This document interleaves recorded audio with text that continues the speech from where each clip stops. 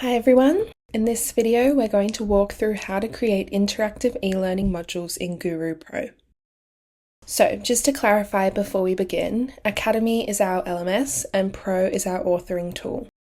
While you can create content on both platforms, Academy handles the full learning experience, so that's course delivery, facilitated assessments and learner tracking, while Pro specialises in interactive e-learning modules.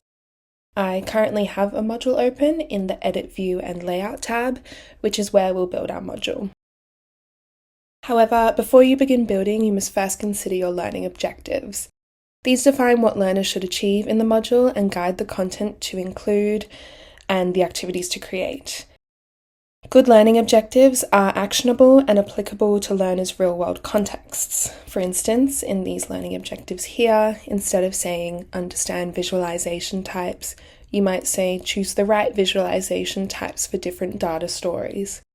This tells learners exactly what they'll be able to do by the end of the module.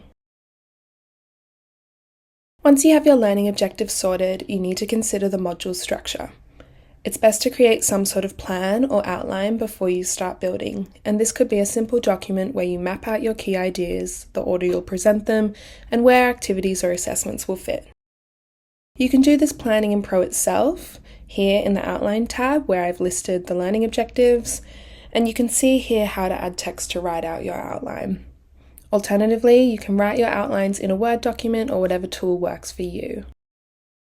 Having this structure in place first will save you time as you build and help ensure your content meets your learning objectives and flows logically from start to finish.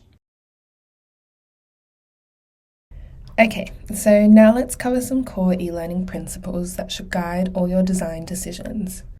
First, modules should be approximately 20 minutes or less in length. Based on what we know about attention spans and effective learning, shorter, focused modules are more engaging and more likely to be completed. If your module is pushing past 20 minutes, see if you can split it into 2 focused modules rather than one overwhelming one. Present content in different ways. Combining text, diagrams, images, and activities keeps learners engaged and caters to different learning preferences.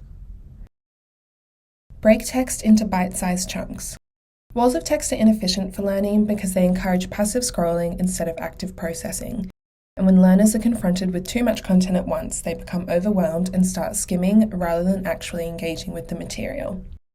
As you can see here, we've broken this content about why data storytelling matters up over 4 tabs, including graphics and icons, and news dot points where appropriate. So let's now look at how to build content in Guru Pro. In Pro, we refer to all media as objects, so this includes text, images, diagrams, questions, flip cards, videos, and attachments. You can add text by clicking on the Add button at the bottom of the screen, and we also refer to text boxes as callouts. If you hover over the callout, you can change its style. The styles will change depending on the theme you're using, but for this theme we have different shades of blue and grey. Generally, it's good to use plain text for your main content and explanations and reserve coloured callouts for emphasis, things like key takeaways, examples, or tips that you want to stand out from the rest of the content. It's important to have some consistency with these, so as an example in this module, let's use the dark blue style for all questions and reserve this style for questions and transition statements only. That's a nice visual indicator for learners. Similarly, on this screen, we have a few examples on each slide, so let's use the light blue callout style to signify these. Another object we can add is images, and there are a few ways to do this. If you would like to add an image by itself, you can do so by clicking Add Object at the bottom of the screen, then selecting your image. You can resize the image as you see fit on the right-hand side and move it above or below the other objects on your screen. On the other hand, if you'd like to add an image into a callout, you can do so by clicking the Image tab in Settings on the right-hand side, then selecting an icon, diagram, or graphic. If you add an image this way, it sits within the callout, meaning its position can be adjusted in relation to the text. For instance, you can have it sit to the left or right of the text or above or below the text. To make an image fit better next to a callout, you can mask it and crop it into either a square, circular, or rectangular shape. As you can see, you can add icons, diagrams, or graphics. Graphics are great for decoration and visual engagement. They make your module feel polished and appealing. But they can also be visual representations of key concepts. For example, here I've used an image of a storybook to represent the idea of data storytelling. You can download graphics for free from libraries like Pexels or Unsplash. Then we have icons, which are great for creating structure and visual shortcuts. You might use icons for signaling recurring elements or as visual labels that help learners distinguish between different concepts. The Guru Pro library has a wide range of icons for you to choose from. So, for instance, in this callout we introduce a key idea and definition. This would be a great callout to insert an icon, perhaps something like a book to represent storytelling. So, let's select this open book icon and then we can change the size and add an icon fill so it stands out and fits well on the screen. Then there are a few questions in this module and we can use icons to signify these. Let's use the question mark icon here and keep it consistent with all questions in the module. Then on this screen, we look at a process that includes 6 steps. We could write step 1, step 2, etc. on each slide, or for a bit of visual interest and to better represent the process, we can use numbered icons. Icons serve a dual purpose here. They create visual consistency across the process so learners immediately recognise that they're moving through sequential steps. They also reduce cognitive load by providing a quick visual reference point without adding extra text to read. Now let's talk about flipcards, which are an interactive way to present content. Instead of just reading information passively, learners have to flip through the cards, which turns passive reading into active engagement.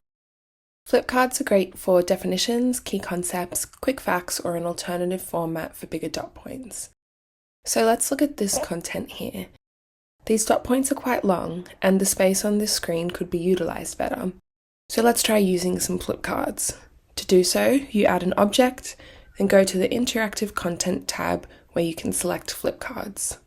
There are 3 options for the layout, and you can choose for them to feature either an image or icon. Let's select carousel flipcards and choose icons for this example. Then we can move the heading and introductory sentence to this callout and add an instruction for learners, such as click through the flipcards to learn more about these benefits.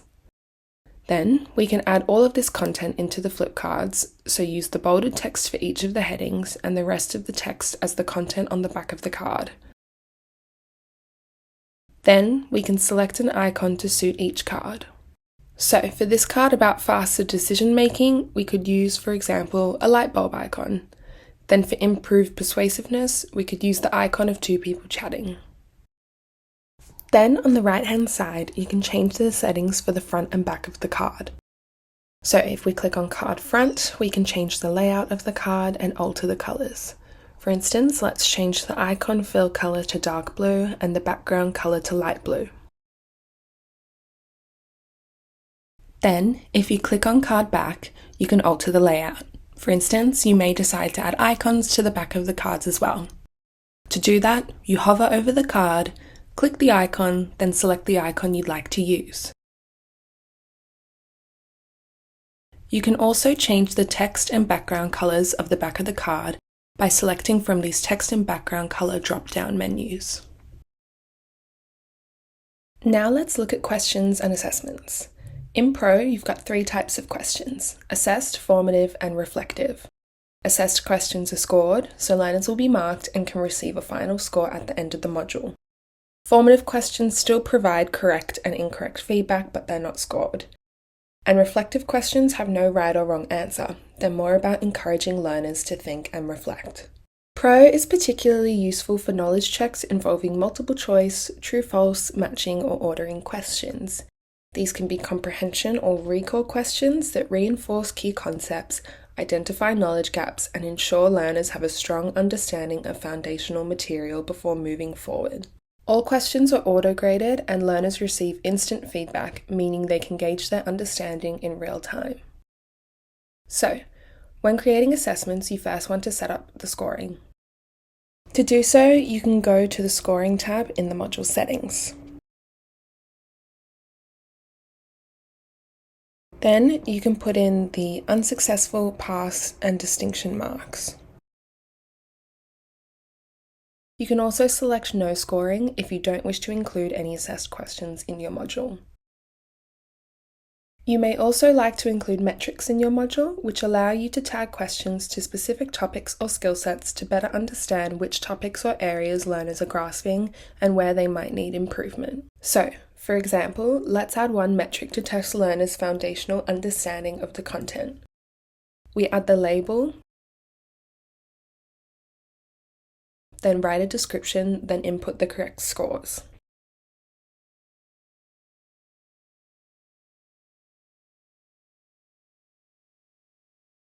Then, let's add another metric to test learners' practical application of the content and follow the same process.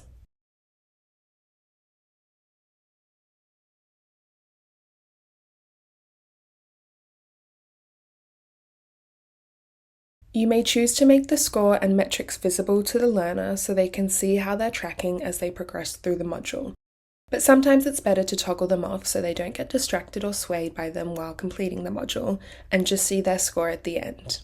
If you wish to keep the score hidden from the learner, make sure to not only toggle it off in the scoring tab of the module settings, but also in the header and footer settings.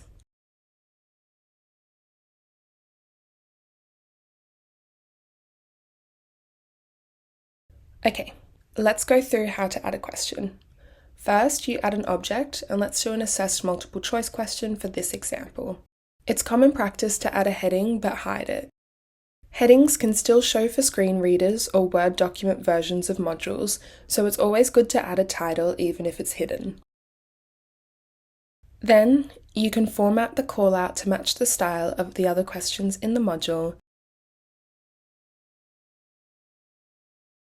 and add in the responses.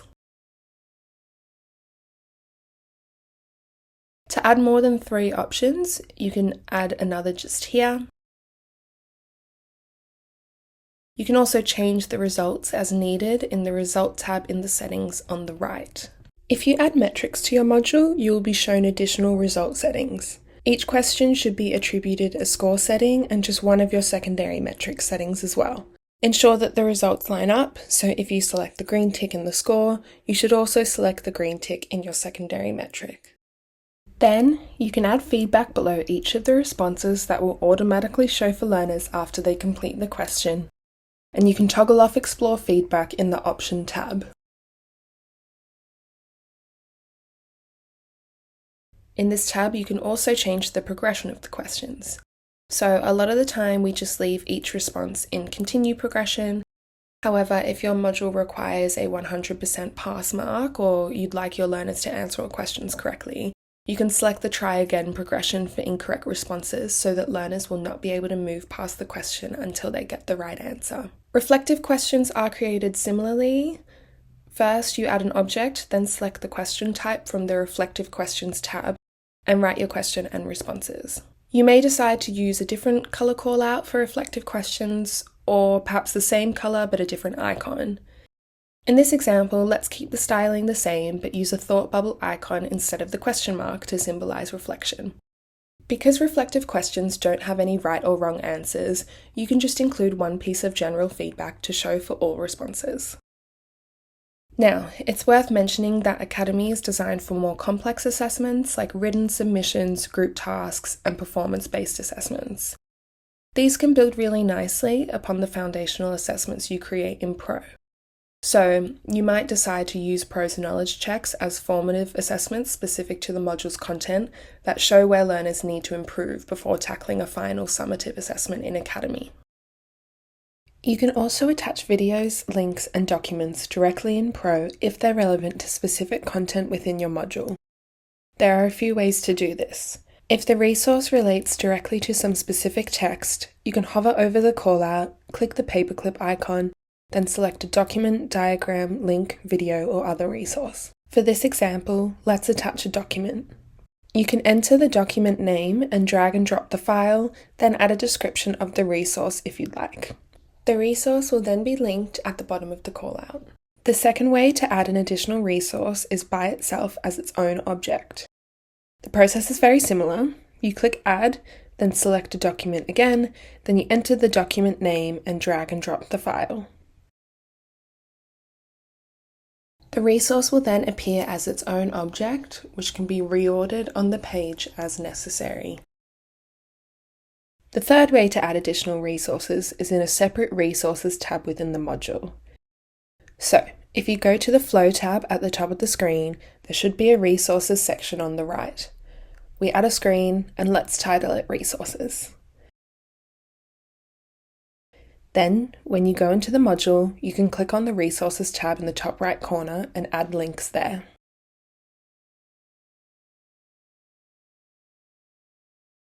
Alternatively, you can link these resources in Academy if they're more appropriate there. For instance, if they're related to the course more broadly or need to be accessed alongside other Academy features. If you're going to attach additional resources in Pro, make sure they directly relate to the module's content and learning objectives. We looked at progression settings a little with questions, but now let's discuss them in more detail. For text, images, and links, you have two main options, auto progression and continue progression. Continue progression requires learners to click a continue button before proceeding to the next object. This is your default choice in most cases because it ensures learners are actually reading and engaging with the content before moving on. If I click over into preview mode in this module, you can see what that looks like for learners. On the other hand, if you set an object to auto progression, the object beneath it will appear at the same time when learners progress through the module. And again, I'll just click into preview mode to show you what this looks like. This is useful when two objects connect really closely. For instance, these examples discussed in the process of data storytelling relate directly to the callout above, so it makes sense to set the first callout to auto progression.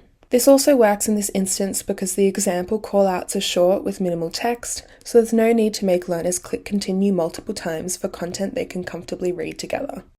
Minimizing unnecessary clicks creates a smoother, more efficient learning experience, especially when the content naturally belongs in one view. However, you need to be careful here. Setting too many objects to auto progression creates overscrolling, which can lead to cognitive overload, meaning learners will scroll past key points without really engaging with them. Then there is end progression, which we use for the very last object in a module. From there, you can choose where learners go after they complete the module. If your module is hosted on Academy, it's best to select Exit, as this will take learners back to the Academy page. Now let's talk about the different screen types. To add a screen, you click the plus sign below your screens here, then give it a title. In the top left, you can see there are a few settings that can be changed. You can change the layout of your screen to add visual interest and better fit the content. You can also change the background by clicking on BG Color, then selecting a color from your theme's color palette. Alternatively, you may like to add an image as the background instead. To do this, you can click Image, click the plus sign, then select Background. Then, click Add Background, give it a name, and drag and drop your image. You may also like to change the panel style to enhance the design of your module. For instance, a frosted white panel style here gives a cleaner look. As another example, this background contains a lot of dark colours, so we could use the tinted dark panel style to match that look. You may also choose to remove the panel and instead just have plain text or callouts if that suits your module's design. When you add a screen, it will automatically load as a scroll screen. Scroll screens present all content on one page, and they're best used when you're presenting 1 to 2 objects. Scroll screens should be brief because you want to avoid large walls of text or presenting too much information on one screen. Again, that leads to cognitive overload and learners will miss key points. You can also change the layout of the screen in the top left here. In your module, it's good to have a variety of screen types to boost engagement and interest and ensure content is being presented in the most effective way. Tab, slider, and accordion screens are great when a topic contains a lot of text or you've got several concepts that connect closely. For example, in this screen that covers a process for data storytelling, instead of covering all of the steps and examples on one scroll screen, it's a better learner experience to use a slider screen with one step per slide. Similarly, This screen is organised by the subtopics under the topic Why Data Storytelling Matters, with one tab introducing its importance, the next tab defining storytelling, and the next tab covering the business benefits. To add another tab, you can just click the Add Tab button at the top here. Then you can rename the tab by clicking this drop-down on the left, then Rename Screen. You can also delete tabs here if you like. If you're working with slider or accordion screens, the button to add additional slides or accordions will be in the same place. Then we have hotspot screens, which are great for image-based content, particularly when learners need to explore diagrams or graphics. Learners can click on different parts of an image to discover information that's directly related to what they're looking at. I've used a hotspot screen here to display different types of charts and graphs. This works because we can use icons on the hotspots to illustrate each chart and graph visually. Also, because there are 8 charts to cover, it's nice to have a display that allows learners to see all the subscreens in advance and avoids clutter with 8 tabs or slides squished into a navigation bar. To add a hotspot screen, you add a new screen and select the hotspot style. Then you can delete the placeholder hotspot up here and add your own background. Then, to add hotspots, you click this button at the top here, and you can rename it through the same drop-down on the left. Along the top left, you can also change the hotspot type depending on the design of your screen. Here, I've used the large icon and label style to illustrate each type of chart. You can also change the hotspot and label color, and it's best to pick something that stands out from the background. Then we have the rules. If you'd like to include instructions for the learner on how to navigate the hotspot screen, you can toggle on Include Instructions, then write your instructions at the top of the screen. You also have the option to open the first hotspot automatically when learners get to this screen. This can be helpful if there is a particular hotspot you want learners to see first, for instance, if you have an overview introducing the screen's content. Then there are the progression settings. Linear progression means that every hotspot must be completed in order. If no order is necessary, you can select Open Progression, allowing learners to click on any hotspot at any point, though they are still required to look through all of them before progressing to the next screen. The third option for progression is Explore Interests. This means that learners are not required to click on every hotspot to progress through the module, and instead can look at 1 or 2 before moving on to the next screen. Finally, we have conversation screens, which use characters to guide learners through the content. When you add a conversation screen, it will come up with the default character. You can change the character by clicking the character's icon on the top left. Then you can select their post from the list. You can also change their name here if you like. Then you can add dialogue as an object to create a conversation between the character and learner. You can reorder the dialog boxes using these arrows, and if you'd like to add more dialog boxes into your object, you can do so through the Add a Conversation dialog drop-down in the settings. Conversation screens are great for guiding learners through the module, or placing them in scenarios in real-world context. Characters humanize your content and make it feel more concrete and relevant. As you move through the building process, you may find that a screen needs to be moved or deleted. To do this, you can click the drop-down next to the relevant screen, then either delete it or move it above or below. You can also drag the screen to its correct place. If you wish to retrieve a deleted object, you can click the Undo button in the top right, then select the object, screen, or subscreen to retrieve. Remember, once you've finished building your module, be sure to review it in preview mode. To do this, you can click the eye icon at the top here or in the top right corner. Preview mode lets you see the module from the learner's perspective, which is crucial because what looks fine in edit mode might feel clunky or confusing when you're actually clicking through it. As you're previewing, run through this checklist. Does it flow logically? Are all your learning objectives met? Are your questions aligned with those objectives? Do all interactions work as intended? Is the progression set correctly? And finally, if you can, get feedback before publishing. A fresh pair of eyes can spot things you've missed and give you valuable insight into whether your content is clear and engaging.